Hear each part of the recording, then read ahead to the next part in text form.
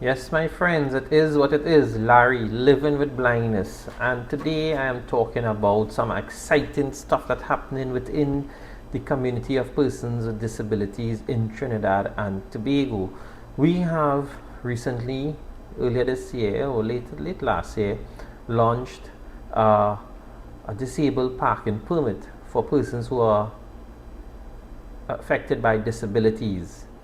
So you could go to the Ministry of Transport, Licensing Division, and get a application form for this, and then submit it to them for review. And based on your approval, they would issue you this parking permit. Now, this is the permit.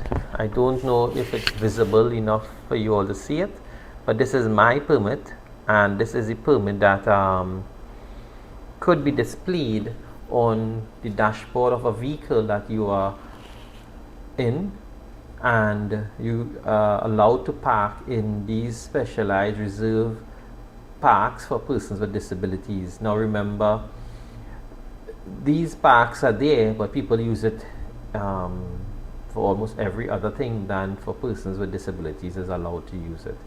So there is a fine if you are found parking in this reserved spot without a permit. Is what do you call it, a ticketing fine that you could be called upon to pay. Now it's in the early stages of implementation, and I am doing this video because I think people should look at getting the permit, so then we could now move to have more parking spots for persons with disabilities in the public space, and the implementation of fines when we find people there who do not have a parking permit. This permit is issued to persons who are permanently disabled or temporarily disabled. Also, it's issued to persons on behalf of persons who are disabled. For example, a guardian or a parent can get a parking permit on behalf of their child or ward, and also to organizations for persons with disabilities can apply for this permit as well. And it must be used with the person in the vehicle. So that doesn't mean you have a permit and you just put it in your dashboard and you go and park up.